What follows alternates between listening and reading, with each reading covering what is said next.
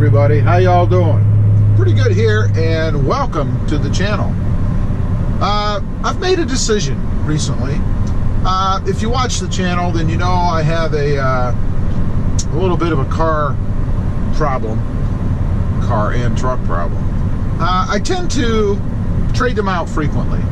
You know, I'll have them for a few months, maybe a couple years, whatever, and I start to get the itch for a change, a new vehicle.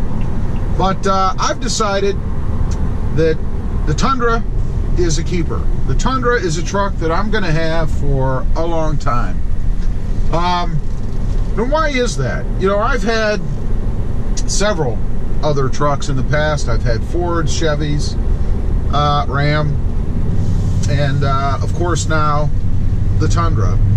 And there's a few reasons why. First off, the look of it. The Tundra to me looks like a truck. It looks like a truck should look. Always when I go to get a vehicle, it's always the aesthetics that get me first off. You know, you have to like what you're buying. At least I do. I mean, if a truck or a car doesn't look good, then I'm not sure why you're interested in it to begin with, unless it's purely from a safety and reliability stance, and then I get that. But for me, it's always aesthetics. And the truck looks like a truck should, in my opinion. It doesn't have all the funky curves and all the, you know, the fake scoops and all the crap that they put on vehicles these days to try to catch your eye, to try to sport them up a little bit. I love the way it looks. Next is going to be reliability. You know, whenever I buy a vehicle, even after I decide that, you know, it's gorgeous and I just have to have it, reliability always figures in. And I've had a couple, 3 maybe in the past here, that have worried me a little bit about reliability, either from my own experience or from things that I've read or people have told me about the problems that they're experiencing with their vehicles, their trucks. And the last thing I want to do is buy a new vehicle and have to take it into the shop every week, you know? I just don't have the time or the patience for that. And while it's true that every vehicle you get has a warranty, typically it's a minimum of 3 years, some go 4, some have even gone 5.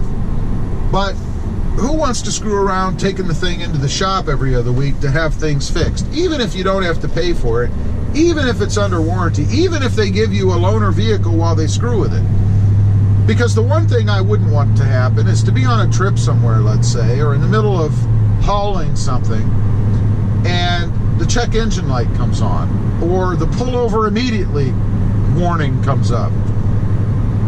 Who wants to screw with that? And you know, if that happened and you didn't pull over, now you might have a warranty problem, because it told you to do that, you didn't, because obviously you're either, you know, in the middle of the mountains somewhere. What are you going to do? Or you've got your bed full of dirt and you're halfway home. What are you going to do? Haul it to the shop with 2,000 pounds or whatever of dirt in the bed? I mean, you know, realistically, you're going to keep going. So, reliability, that's important. Modability. You know, there are things that I like to do to my trucks. This one, there were a lot of parts, or there are a lot of parts out there, and things that you can do to make it your own. You know, people have asked me, well, why didn't you get the platinum level or the SR5 or a level that didn't have all the chrome and stuff on it? Because this is the trim level that I wanted. However, there are some things on it that I didn't want, things that I could change rather easily myself, or rather inexpensively at the dealer. The bumper caps are an example of that. I had the dealer do that, went from chrome to body color matched. The installation of it at the dealership cost me $120. Could I have done it myself? Probably, but it's a very time-consuming job.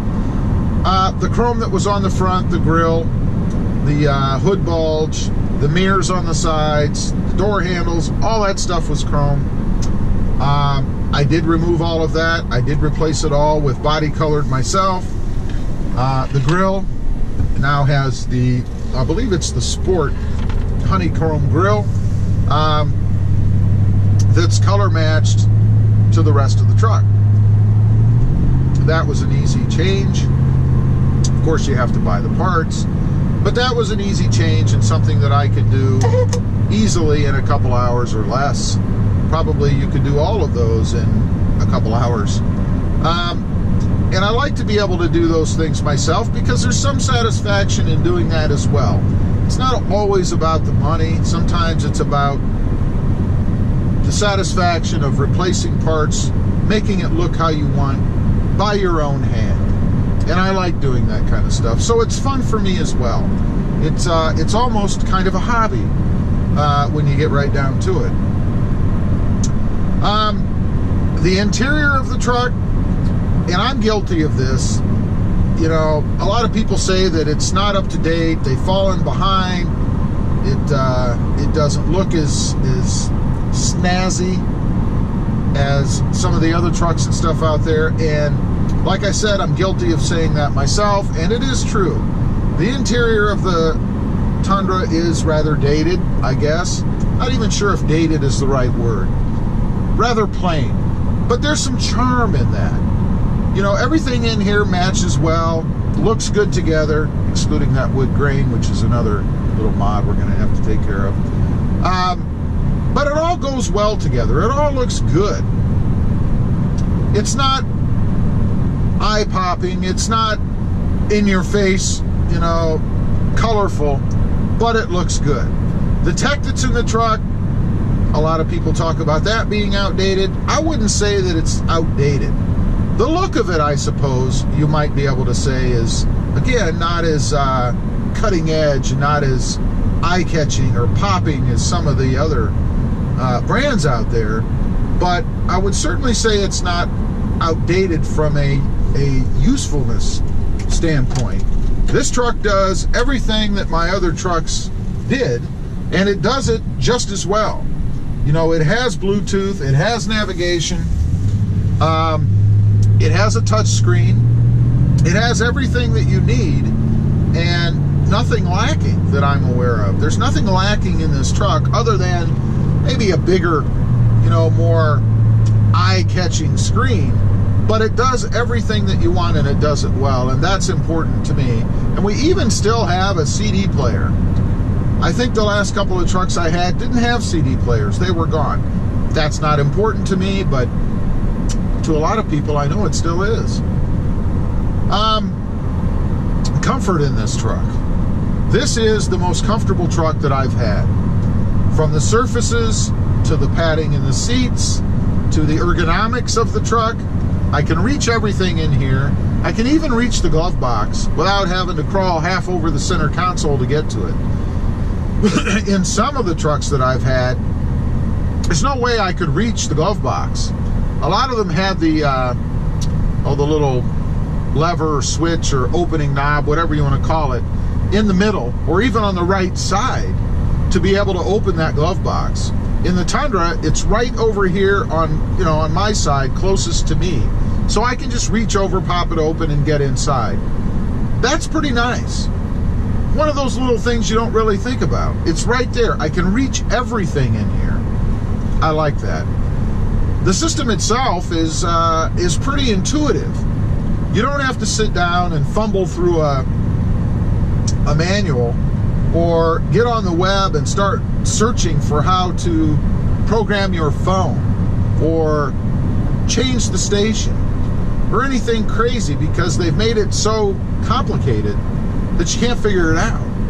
It's just intuitive. You just look at it and you know what to do. I like that.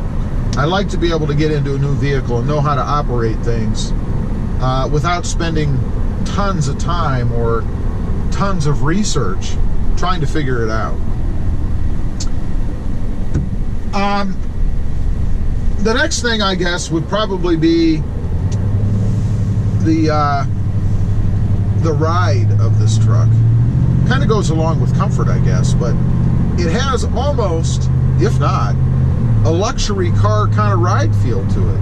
It's nice and smooth. It doesn't jump all over the place when you go over bumps. And it doesn't rattle. I haven't had one rattle in this truck.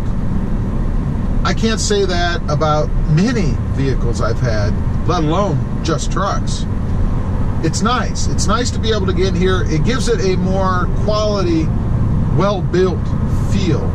When you get in a vehicle, it's brand new, and 2 weeks later, you're not driving down the road and the dash is rattling or something, like the Civic Type R, I might add. I like that. It just feels more quality. No annoying rattles, no annoying squeaks. So those are just a few reasons why I've decided that the Tundra is going to be a keeper for me. We're going to have it long term. It's going to be interesting to see how it does. I am improving in gas mileage a little bit, by the way, I might add. I bumped up 0.1 miles per gallon today. I now am at 15 miles per gallon. I don't know if that's because of the dual exhaust and the TRD intake I put in. I'm going to say that it is. Or maybe I just had a better week driving. Maybe my foot was a little bit lighter. Prior to that, and ever since I've owned this truck, I've gotten 14.9 miles per gallon. Now, I know it's not a huge increase, but it is an increase nonetheless, and it gives me some hope that maybe that mod that I did is going to improve gas mileage. And somehow I can justify putting that equipment or those parts on because the truck will be more fuel efficient. I'm going with it. Anyway, just wanted to get on here, talk about that a little bit. The Tundra is definitely a keeper. Awesome truck. Very happy with it. As usual, I appreciate you guys watching. Please give this video a big thumbs up. Hit that subscribe button if you haven't before. Let me know what you think. If you own a Tundra, if you're in the market, what are you looking at? Thanks for watching, and we'll see you next time on the web. Have a good day. Bye.